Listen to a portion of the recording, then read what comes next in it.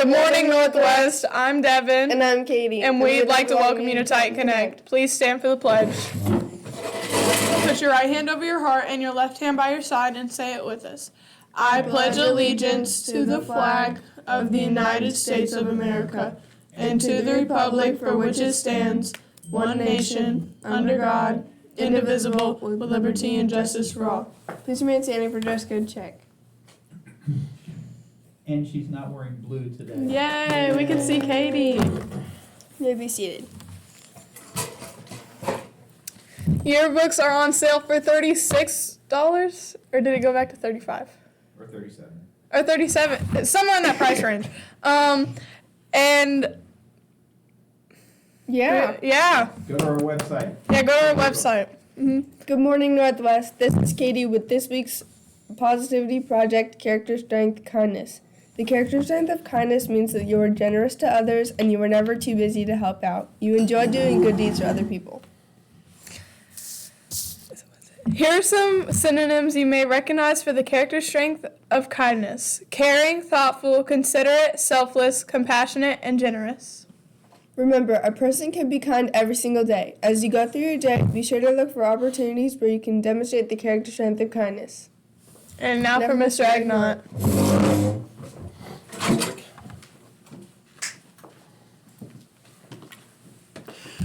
Good morning, Northwest. Great to see everybody on this cool Wednesday morning. So for our Wednesday, this day in history, we have three things that are going on that I wanted to portray here. So we have the first one here is where his name was Terry Anderson. He was a journalist. He worked with in the Middle East as a correspondent. In 1985, he was kidnapped in Lebanon, in Beirut, and he was held captive by the group that some of you might be familiar with. They're in the news a lot right now on what's going on with Israel and Palestine is Hezbollah. And that group had kidnapped him in 1985, and he was released 6.5 years later.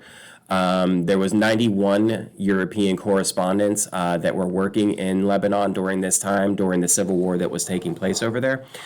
So he was one of the ones that was captured, an American, who then later was released and came back to the United States. He ended up suing the Iranian government and received a multi-million-dollar payout for the time that he was held captive during those 6.5 years. In the middle picture, again, there's some World War I and World War II things that are going on in here. So where it says Polish, hiding Polish Jews, this would be during the time of the Holocaust, so from 1938 to 1945.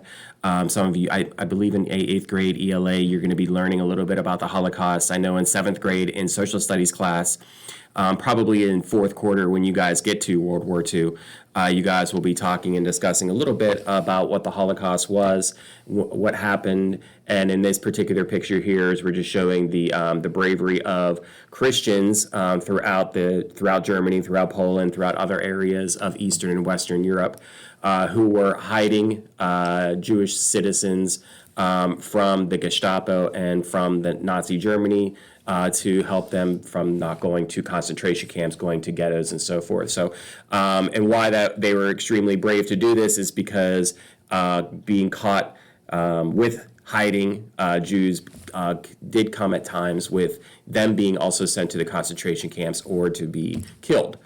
So that there was definitely a lot of risk in that, but they were capable of doing that and saving a lot of lives.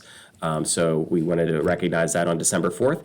And then the last one is right, it was 1917, and you guys are going to learn about this again in 7th grade and in some in 8th grade social studies. It was called the shell shock syndrome. So this was during the time of trench warfare where soldiers would be living on the front lines in these wars for several days, several weeks, and maybe even several months. And their day would pretty much consist of living in really horrible conditions, poor food, poor water, wet conditions. They were some situations they were called trench foot, where they would have to amputate your feet because they were so soaked out from all of the mud and the water that they had to live in.